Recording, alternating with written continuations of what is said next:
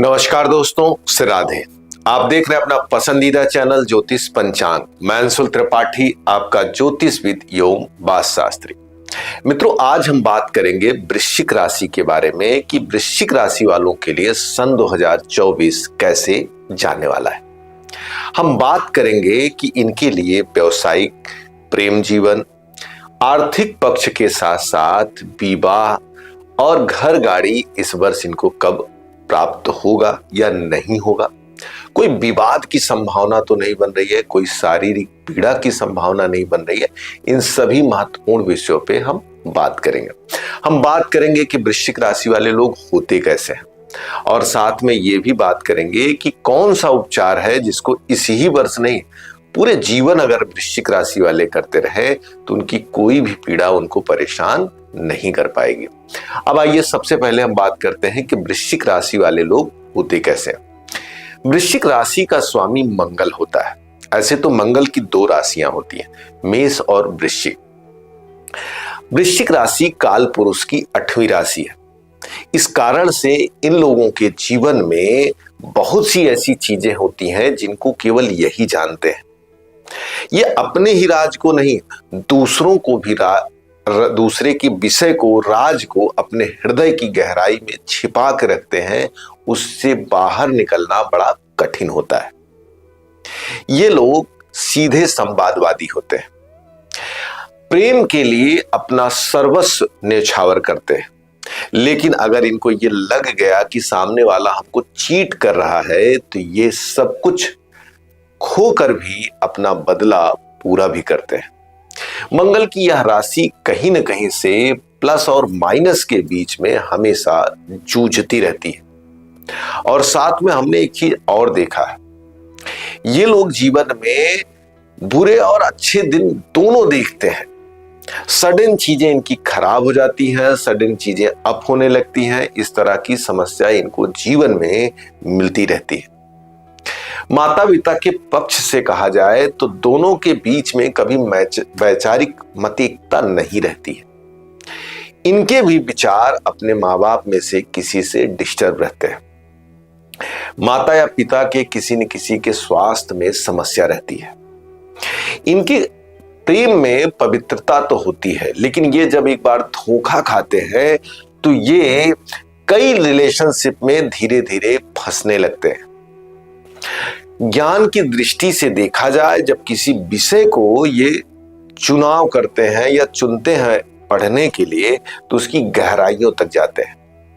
सामने वालों को ये अपनी चीजों को शो नहीं करते, लेकिन इनके पास बहुत अधिक मात्रा में सारी चीजें मौजूद रहती हैं। देखने में ये आकर्षक होते हैं, सौभाग्यशाली होते हैं। अपने आय और अपने पौरुष से ये जीवन में बड़ी सफलता पाते हैं।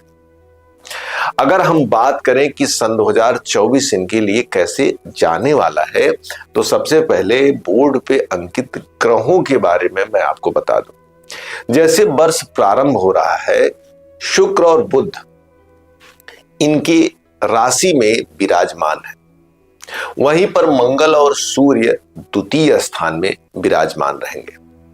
शनि चतुर्थ भाव में अपने ही घर में विराजमान रहेंगे और राहु इनके पंचम भाव में विराजमान रहेंगे। गुरु छठे भाव में विराजमान रहेंगे।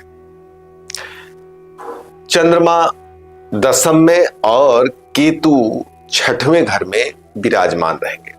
ये ग्रहों की स्थिति वर्ष के प्रारंभ में देखी जाएगी।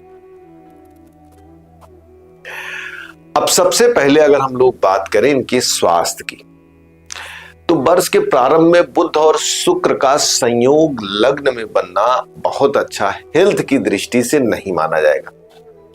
कमर, हड्डी, यूरिन, किडनी, इनसे रिलेटेड थोड़ी दिक्कत का सामना करना पड़ सकता है। और जिनको इससे संबंधित पीड़ा है, शुगर उनके घर में है या उनको है, उनको इस वर्ष सावधानी पूर्वक अपना जीवन बिताना चाहिए।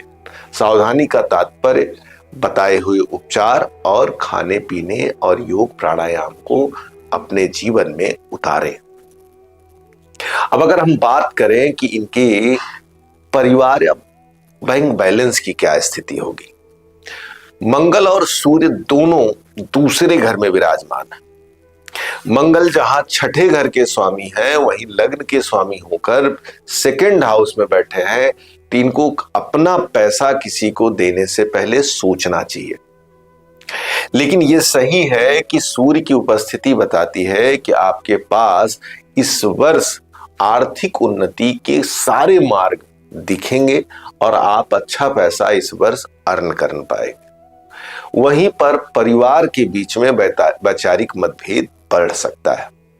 तो इस स्थिति में आप क्या करें कि कोई भी ऐसा शब्द या ऐसी कोई बात न करें जो विचारों में गर्माहट पैदा करे और विवाद को जन्म दे सके। इस स्थिति में आप शांत रहकर चीजों को सॉल्व करेंगे तो समस्या सही रहेगी। भाई और बहनों और मित्रों की अगर बात की जाए तो थोड़ी सी पीड़ा इस पक्ष में देखी जा सकती है। उनके परिवार या व्यवसाय या आर्थिक मुद्दे पे थोड़ी समस्या हो सकती है, लेकिन उनको एक नई प्रॉपर्टी, नई यात्रा, दूर की यात्रा ये मिलेगी। आपके घर गाड़ी की बात करें तो शनि आपके 4th हाउस में विद्यमान है। यह दर्शाता है कि आपके मन का जो सपना है कि घर बने, वह इस वर्ष पूरी तरह से बनने के योग है। लेकिन आप कोई जमीन या घर ले या गाड़ी ले तो एक बार कुंडली में शनि की स्थिति, मंगल की स्थिति जरूर दिखाएं, नहीं तो यह लेना आपके नाम आपकी माता की पीड़ा का कारक बन सकता है। वहीं पर हम अगर बात करें कि एजुकेशन, संतान की क्या स्थिति रहेगी, राहु पंचम में वर्ष के प्रारंभ में विराजमान है और काफी दिन तक पंचम में रहने वाले हैं। तो जो लोग पढ़ाई में कुछ बड़ा करना चाहते हैं, उनके सामने एकाग्रता का थोड़ा सा चैलेंज है। कई बार कंपटीशन के समय, परीक्षा के समय उनको डिप्रेशन आ सकता है, फीवर आ सकता है, तबीयत खराब हो सकती है। लेकिन मैं कहता हूं कि ये स्थिति ज्यादातर मानसिक होगी, शारीरिक नहीं होगी। तो इन चीजों का ध्यान कम रखकर पढ़ाई पे फोकस हो, जिससे चीजें बेहतर हो। अब संतान की बात करें, संतान के लिए आपको पूरे मन से और बिना निगेटिव ख्याल से प्रयास करना चाहिए। यह वर्ष संतान सुख के लिए उत्तम है। भगवान आपको श्रेष्ठ संतान देंगे, लेकिन आप अपने विचार और मन को ठीक रखें और अंत में दिए गए उपचार को जरूर करें। अगर हम बात करें नौकरी की, कंपटीशन की, प्रतिस्पर्धा की, बृहस्पति का 6ठे भाव में बैठना ऐसे तो बहुत अच्छा नहीं माना जाता है, लेकिन प्रतिस्पर्धा के क्षेत्र में आप तीव्र रहेंगे। आप कंपटीशन में इस वर्ष कोई बड़ी परीक्षा होगी तो उसको निकालने में सफल होंगे, लेकिन राहु के कंसंट्रेशन खराब करने की स्थिति को थोड़ा सा ध्यान रखना होगा। लोन के लिए, कर्ज के लिए कोई बड़ी फाइल अप्लाई करना चाहते हैं तो सावधानी पूर्वक लेखन का कार्य करिएगा, नहीं तो ये लेखन की स्थिति में आपको नुकसान हो सकता है। और वहीं पर हेल्थ की दृष्टि से भी थोड़ा सा चैलेंज रह सकता है। शरीर में सूजन जैसी स्थिति, जैसे लीवर में इंटरनल सूजन या बाहर का फैट भी इस वर्ष आपका बढ़ सकता है। अब विवाह और प्रेम संबंध की बात करें, शुक्र वर्ष के प्रारंभ में लग्न में जाकर बैठा है। यह दिखाता है कि जिन लोगों का प्रेम विवाह करने का मन है, जिनके प्रेम की तलाश है, उनके जीवन में नए प्रेम की दस्तक हो सकती है। लेकिन 11th हाउस, 7th से 11th अर्थात 5th हाउस में राहु विराजमान है। कहीं ऐसा ना हो कि आप सोना ढूंढने गए हो और बदले में आपको पालिश वाला सोना मिल गया। तो आंखों को खोलकर अपने परिवार को कॉन्फिडेंस में लेकर ही बड़ा निर्णय लें, नहीं तो जो आपको दिख रहा है कोई जरूरी नहीं वो उतना ही सही हो। विवाह में भी आप अपनी आंखों को खोलें, जीवन साथी के साथ एक अच्छा रिलेशनशिप रखें। आपकी चिड़चिड़ाहट, आपकी बेचैनी कई बार रिश्ते को खराब कर देती है। और हर आदमी अपनी बात को उतने ही कॉन्फिडेंस से कह पाए, उतने ही सतर्कता से कह पाए, थोड़ा सा संभव नहीं है। इसलिए चीजों को अवॉइड करके रिश्ते को आगे बढ़ाइए। अब बात करते हैं व्यवसाय वालों के। चंद्रमा भाग्य का स्वामी होकर दशम में विराजमान है। वर्ष के प्रारंभ में चंद्रमा की यह स्थिति इस बात की घोषणा करती है कि इस वर्ष आपके लेन देन, आपके व्यवसाय में काफी ज्यादा अच्छा विकास देखा जाएगा। जो नया व्यवसाय आप करना चाहते हैं उसको करिए।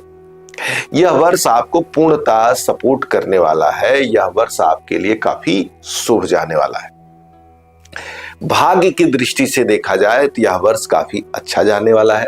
वैसे भी वृश्चिक राशि के जीवन में कोई काम सहज रूप से हो जाए तुरंत, ये थोड़ा सा टफ रहता है। कुछ न कुछ छोटी बड़ी बाधाएं आती ही रहती हैं। तो इसलिए आप बिना परेशान हुए इस वर्ष आप अपने व्यवसाय को आगे बढ़ाइए, अच्छा रहेगा। घर, गाड़ी और जमीन के लिए वर्ष काफी अच्छा है, लेकिन लेखन करते समय इन चीजों का ध्यान रखें। आपके सपने की कार, चमचमाती हुई कार, आपका भवन आपका इंतजार इस वर्ष कर रहा है। लेकिन मैंने स्वास्थ्य की जो बात कही उसकी प्राथमिकता सबसे पहले रहेगी। देखिए, आपकी कुंडली में ग्रहों की स्थिति बहुत कुछ निश्चित करती है। अगर आपके ग्रहों की दशा काफी खराब जा रही होगी तो हमारे कहे हुए शुभ फल में थोड़ी कमी आएगी, और वहीं जो हमने थोड़ा सा कम अच्छे फल कहे हैं उसमें अधिकता आप देखेंगे। तो मित्रों, भाग्य की दृष्टि से वर्ष अच्छा है। घर, गाड़ी, जमीन, पढ़ाई, प्रेम सबकी दृष्टि से अच्छा है। अब चलते चलते एक विशेष उपचार बताता हूं।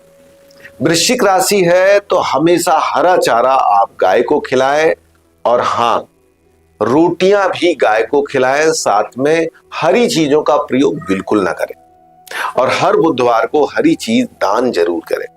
यह उपचार पूरे जीवन आपके स्वास्थ्य के लिए, धन के लिए बहुत अच्छा रहेगा। अगर आपने अभी तक हमारा चैनल नहीं लाइक किया है तो लाइक करें, सब्सक्राइब करें।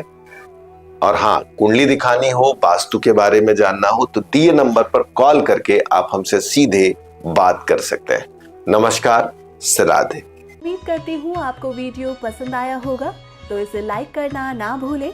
ज्योतिष और पंचांग से जुड़ी जानकारी हम आपके लिए लाते रहेंगे, तो आपके अपने YouTube चैनल ज्योतिष पंचांग को सब्सक्राइब करें और बेल आइकन जरूर प्रेस करें, ताकि आपको लेटेस्ट वीडियो की नोटिफिकेशन लगातार मिलती रहे।